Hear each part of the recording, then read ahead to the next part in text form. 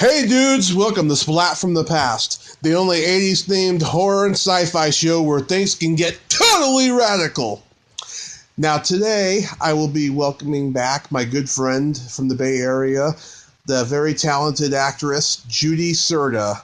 I'm having her on the show today, and we're going to talk about upcoming projects she's got, and I'd like to ask her about other things as well, like Academy Awards predictions and so forth. And it's going to be pretty cool. Judy's really nice and a lot of fun. Also, I'd like to say rest in peace to a comedian I just absolutely love and respect who passed away today, Brody Stevens. It was an alleged suicide. I don't know if that's true or not, but that's what I was reading, and it's really sad. I saw him on Joey Diaz's podcast, The Church of What's Happening Now, about a month ago, and there was something off about his demeanor, but he was very funny, just absolutely hilarious and very insightful. And I was looking forward to meeting him when I moved to Los Angeles this year, and sadly I won't. And I'm really disappointed about that. The guy was really funny, and he was on the verge of becoming hugely successful. And, this happened, unfortunately. So rest in peace, Brody Stevens. And here is my new interview with Judy Cerda. Hello? Hey, Judy. Hi, how are you? I'm great. How are you? I'm doing good. Awesome. Welcome back to the podcast. Oh, thank you. It's nice to be back. Absolutely. Oh, what's new? Well, I just did a week-long voiceover job for a company, so I finished that up today, which I'm really happy about. That went really well. And I did a movie I'm very proud of called The Villain about a month ago, and that's being submitted to different film festivals now. That was a real dramatic movie wherein I played this wife, Daisy, who's very evil towards her husband and is just after money. So that was a really good film that we did, and I'm looking forward to that being released into some festivals. Wow, that's great. Yeah, I got some great things coming up next few months. Me and my mom were going to LA for a week to go to the horror convention Monsterpalooza in April, and oh yes, that is quite a great event, I hear. Oh, it is a lot of fun. I go every year. I couldn't go last year, but the last few years I've gone, and I just love going. There's so many great celebrities there signing autographs. Oh, that's exciting. Yeah, that's a lot of fun. And then in May, I'm going to be coming up to San Francisco to shoot my own independently made horror movie show. Oh, that sounds good. I love the horror movies. That's my favorite genre. Yep, gonna make a pilot where I play my persona on the podcast Tommy Throwback Kovac, and I'm going to have some sketches and commercial parodies with my friends in there too, and a celebrity guest that I'm getting on to, and I'm gonna put it on Facebook and Twitter and Instagram and see if anybody responds. If they do, I'll make more. Oh, that sounds good. Yeah, and if I do make more, I'll let you know, because I'm always looking for people to be a special guest or in the sketches or what have you. That sounds good.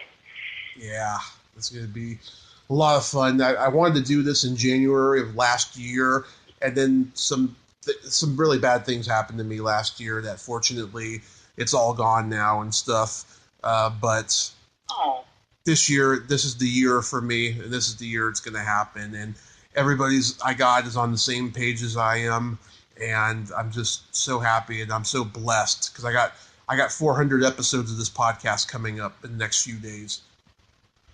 Oh, that sounds like quite a bit. Wow, that's a lot.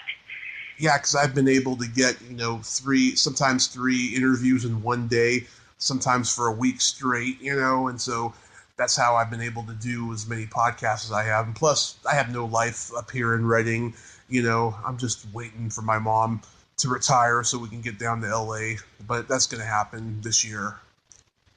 Oh, that sounds good. Yeah, Redding is a pretty quiet area. So your mother's planning on moving to LA with you? Yeah, that's the plan.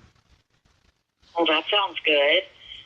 Yeah, we have. Oh, that's nice to not have to go down there by yourself. It's good to have a family member or somebody go with you when you're making a move to a new city.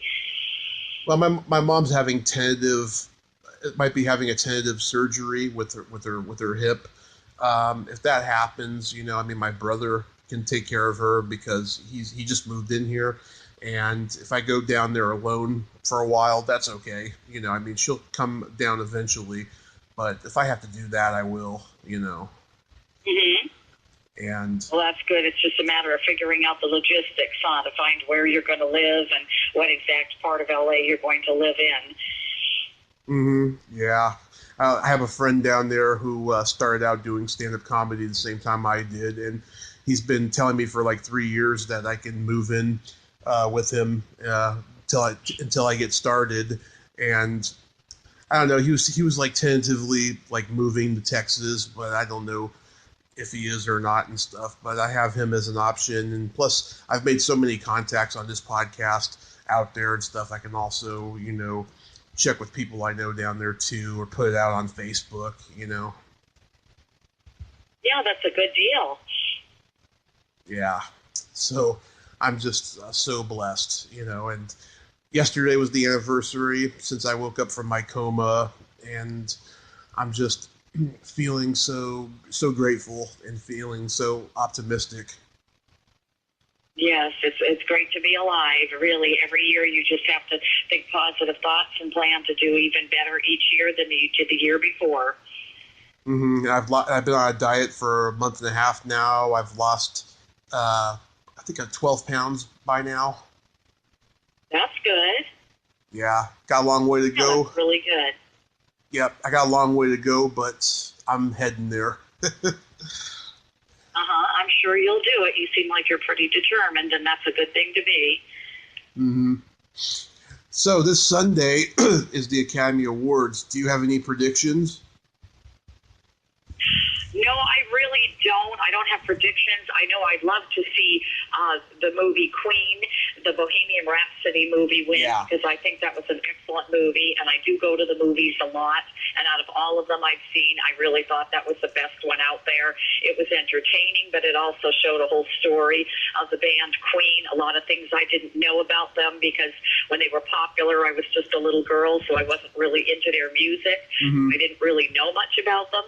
I've come to know their music from going to karaoke bars and hearing people sing it, and I'd hear a song I like and say, who sings that? They'd say Queen, so I knew from that I liked their music. Then when I went and saw the movie and learned the whole story of Freddie Mercury and how he became the lead singer in the band because he was persistent about it, and everything that he went through and all that it took with their songwriting and everything, and I was just so impressed. It was really an inspiration. I think they're such a good group, and Freddie Mercury really was quite an incredible person and such a talented singer and performer. It was amazing. Oh, yeah, I'm the hugest Queen fan in the world. My earliest introduction to them was when they did the soundtrack to the movie Highlander. And then later on when I got into their 70s music, I didn't even know they were the same band because they had such a different... I mean, yeah, Freddie Mercury sounded the same, but they had such a different sound in the 70s than they did in the 80s, because they got really versatile and experimental in the 80s, And, yeah, so I got into them that way. And, right after, like within months after Freddie Mercury died, Wayne's World came out and Bohemian Rhapsody was rediscovered. And then next thing you know, they probably became more popular than they were, at the height of their fame, Yes, I think so. And I think the movie has given them a whole new fan base. There are a lot of people who didn't really know much about them and didn't know all their music, and now they've seen all the variety of songs that they made and how electrifying their concerts were. I think they have a whole new group of fans now. Yeah, I haven't seen Bohemian Rhapsody, but I want to. Even though I'm a little upset. Oh, you should, yes. That should definitely win for Best Picture. A Star is Born with Lady Gaga was excellent, too, and she really showed off her best singing in the movie, but I really think Bohemian Rhapsody should be the winner, and I'd like to see her win some awards too, though, but I think they're the number one. I was very disappointed to find out, though, that Bryan Singer directed it, because he's a well-known pedophile, and I can't believe he's still working in Hollywood, but at least he's not nominated for Best Director. And in that category, I think who's going to win Best Director is Spike Lee, I think. I'm not really sure. Yeah, I just paid attention to the movies, but both movies were really, really good. Yeah, I think he's due. Remember a couple of years ago, there was those, criticisms that the Academy was racist. Yeah, well, there's always remarks made like that. I think if people don't see somebody win that they want to win, there's always remarks made like that, no matter what it's about, whether it's against race or whether it's female or male, people get disappointed. It's just the way it is. Not everybody can win, Yeah, that's sad, though. But, yeah, for him, I think he's going to win. I haven't seen any of these movies that are nominated yet, but I like the actors who are being nominated. Like for Best Actor, I think Bradley Cooper is going to win because there's a lot of buzz about him in A Star Is Born. Yeah, it was well directed, yes, and the story was a very emotional story. Lady Gaga really showed that she's more than just a pop singer in that. She can also sing very good ballads. She has a very beautiful voice, a great range. I was surprised that she did so well because I'm just used to her fun pop songs, which I like to sing myself, but I didn't realize the true depth of her singing. So, yeah, she was good, and it was an excellent movie. And Sam Elliott is nominated for the first time in his whole career. I love him. I hope he wins. Wow. Yeah, I think it's going to be him, or it could even be Richard E. Grant. He's a good actor. For Best Actress, though, there's a lot of buzz surrounding Glenn Close in The Wife. Maybe she might get it, but I think it's going to be Lady Gaga for A Star Is Born. Yeah, I didn't see the Glenn Close movie. I know she's a good actress, but I haven't seen that one. Yeah, I was talking to somebody about this the other night.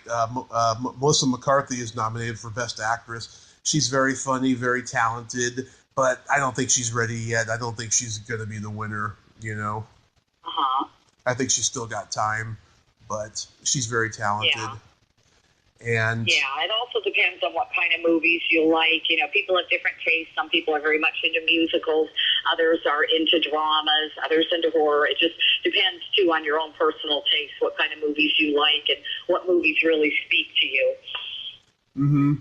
Oh, I love the honorary awards this year. They're going to have Cicely Tyson and Lalo Schifrin, the great composer. I love that. That's a really good choice. I've been very critical the last few years of the honorary awardees. Although I did like Donald Sutherland getting it because he's never been nominated for anything, but I'm glad that they got it. And also Kathleen Kennedy and Frank Marshall are getting the Irving Thalberg Award. And what do you think about the fact that there's not going to be a host this year? I find it strange. I can't imagine a show not having a host. That is pretty strange. It's going to be the first one in 30 years since they haven't had a host. 1989 was the last time. Yeah. I'm sorry, I can't hear you. You were breaking up a little bit. 1989 was the last time that they didn't have a host. Really? And why is it they don't have one this year? Because originally Kevin Hart, the stand-up comedian, was going to do it, and then he got called out for some homophobic jokes he made on Twitter back in like 2008 or something. And so after that, people they approached to replace him all said no because they didn't like, the fact that they did that to him. So they said, okay, we're not going to have a host this year then. I can understand that. I mean, I don't know what his jokes were, but I know that people are way too sensitive these days A lot of people out there, especially comedians, have a sense of humor. They'll say things that are pretty off the wall on Twitter, but I don't think it means they should lose jobs or that it should hurt them if it's all just in fun and it's just joking around. Like I said, I don't really know what he said. I just very vaguely heard about him saying something, but when they're a comedian, you got to expect that. They make fun of everything under the sun. Yeah, it's a strange time. It's only temporary, though. I think that the level of political correctness that we're at now, it's very comparable to what Lenny Bruce went through in the '60s, and I think it's gonna get that way. The only problem is, though, there's the internet now, and there wasn't the internet then, and so people find out faster about it. And it just makes things spiral out of control. It makes everyone's head spin. Yeah, well, people are just far too offended by things these days. It's gotten to the point where some people are even afraid to talk.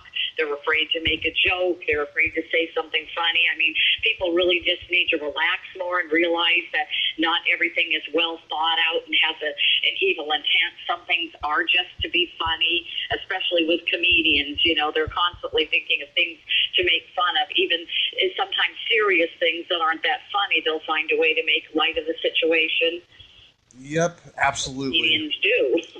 That's what I do, yeah. And, socially, I mean, I know that, being dirty has its time and its place, and I'm willing to go along with that and stuff. But I try to surround myself with people that are just like me, so I don't have to do that, Right, exactly. I mean, there's a certain level of appropriateness. You don't want to say anything really nasty or really dirty that really could make people uncomfortable or just isn't right, especially if it's out in the public eye.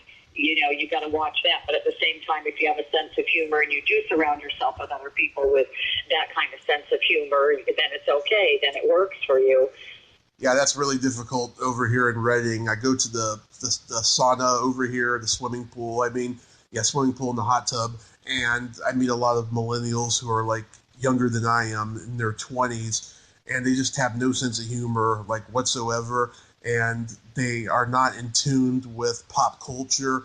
And it's just like, oh my God, I can't believe this. And they go to the college around here that's a Christian college, but what it really is a cult.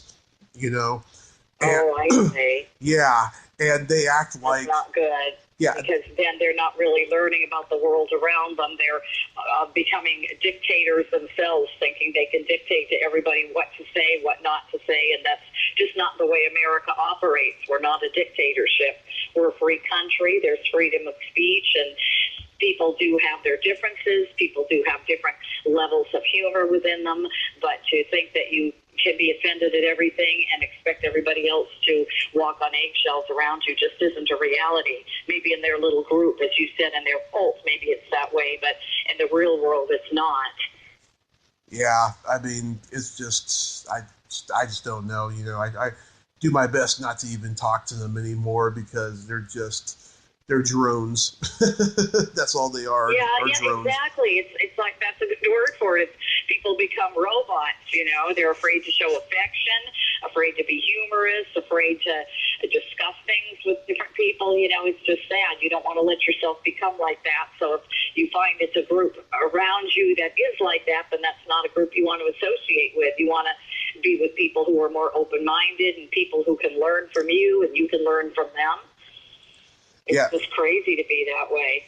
Yeah, like there's this one guy I met. He had like tattoos and a beard and just really scruffy looking stuff. He's like probably 19 or 20 or something, and like he sees me walking with a cane, and stuff, and he's like asking me if he can bless my leg, because he goes to that college, right? And I'm like, just dude, just don't even go there.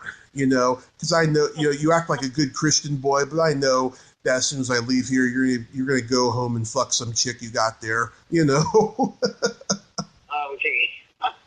Yeah. So just people around here are just strange. Hey, it sounds like it's different. I don't think I've really been to Reading. I've heard about it. I know it's a real quiet town. yeah, there's nothing here. There's 2 theater companies here. I tried to get involved with them, but they were very rude to me. Oh, I'm sorry. Yeah, I took a free acting class with this one theater company that was like a year old at the time, and they were nice to me there. But then, like when we got on social media, they just became different. They're very, I mean, the theater company overall is kind of politically incorrect. They do the Rocky Horror Picture Show every Halloween, and they do plays that like kind of push the envelope. But like, a lot of people who go to the class that I met, they were nice, but then when they got on Facebook and saw inappropriate things I posted, they like distanced themselves from me. Oh, I see. Uh-huh. Yeah. It's okay. I'm not going to be here much longer, so I don't mind being alone. I got my podcast that keeps me from being lonely. Yes, that certainly keeps you busy. That's true. Mm-hmm. I was curious, Judy, what color are your nails painted? What color are they painted today? Today they are clear. Every once in a while I give them a break. I get the gel manicures and I always pick bright pinks. I love hot pink and bright reds, but every once in a while then you have to give your nails a break from a gel manicure because the acrylic is really tough on the nails. So right now I'm taking a little break where I'm painting them just clear myself to keep them strong. And then I think March, which is just a week away, I'm going to go and get another gel manicure. And I think I'm ready for hot pink with spring coming up. Yeah, I haven't done any in a while now, not since the holidays. When spring comes, I'll probably go for a nice bright color. I haven't figured out which one yet. When I get to LA, I'll probably have something really good. Mm-hmm. Yeah, I've been doing my nails since I was 13 years old. Oh, really? Started young, yeah. Yeah, the reason I ask you, Judy, is because when I used to see you at the meetup parties and stuff, I always saw you with like red or pink. Yes, my favorite colors. My wardrobe is like that too. I have so many red dresses in my wardrobe and so many pink tops. I just love those colors, so I always gravitate towards them. Mm-hmm. Yeah, I've always been like red and pink and purple and like white French tip and occasionally orange. Oh, uh-huh. Yeah, occasionally orange. That I'll do that at Halloween time or something. And I do. Yeah, that's a good time to do it. In green at St. Patty's Day. I may do that this year. Yes. Who knows? Yeah, I might do it. So it's been a good year so far. I have had 2 movies play in theaters. One played at the Aquarius Theater a week ago called A Final Sprint. I played this role of this woman, Katia Ross, who's struggling to raise 2 kids. She doesn't have much money. There's problems, and she's trying to get her son to be a track star because that's his goal in life. So it was a real emotional movie that played at the Aquarius Theater a week ago, and it's now on my YouTube channel for anyone who would like to watch it. And I did another one called Line, which played at a theater in Palo Alto also. And I played this real stuck-up receptionist, Tracy, which was a fun role where I'm really unkind to somebody new in the office. And as I mentioned, my movie Villain will be coming out soon. It's been submitted to some film festivals, so we're waiting to hear back. And that role was really fun, the Evil Daisy role. It was really a good role for me, and I had a great time filming that for a couple of days, and then a rehearsal too. The cast really worked well together, I thought, and we had a lot of fun with it. And I did a commercial recently for a center called Lucy Daniels Center to help people with disadvantaged children or children with mental illnesses. It's actually for a TV station in North Carolina, but the director I've worked with several times before was in charge of casting it, so he filmed it with me here, and I was excited about that. I also got a copy of that and put that on my YouTube channel for anyone who wants to see it. And I've got a sci-fi movie coming up, which I can't really talk much about, but it's a really good movie, a real good sci-fi one that I'm filming on March 3rd. So I'm really looking forward to that. And I'm hoping for a lot more this year because I, too, have a lot of goals to do many more movies and many more music videos this year. I dance in a lot of music videos, so I've been talking with some people who want me in their music videos, which will be coming up soon. So the year's been looking good so far. Wow, I think I'll watch that movie you mentioned that's on YouTube. Definitely. Yeah, Final Sprint. Yeah, it's an emotional one, and I really enjoyed filming that. Yeah, I was in a music video for a San Francisco band a couple of years ago, and I actually interviewed the lead singer yesterday. She'd been trying to make time for 4 or 5 months to get on, and she finally did. We had a nice little interview yesterday. Oh, that's good. Yeah, music videos are a lot of fun to make. I like making music videos. Oh, yes, I just love them. I counted the other day, and I have been in 35. Wow, 35. Wow. Yeah, with different artists. I've been in music videos with a lot of rappers as a dancer, and I've also been in music videos for bands like Mojo Working called Treat Your Landlady Right, and another one for the famous Fountains of Wayne called The Summer Place, and then I played a nurse in another one for a band, and the music video was called Insane. And I have another one coming out very soon with the famous Egyptian lover. I was a dancer in his alien music video. And that's going to be coming out soon for a really fun song called International Freak. Wow, 35 videos. I've been in 2. Oh, yeah. I do get cast in music videos a lot, and I love it. I just do, because I love music, and there's several different kinds of music I like, too. So it's always a fun experience for me. Yes, you certainly do love music. Well, Yes.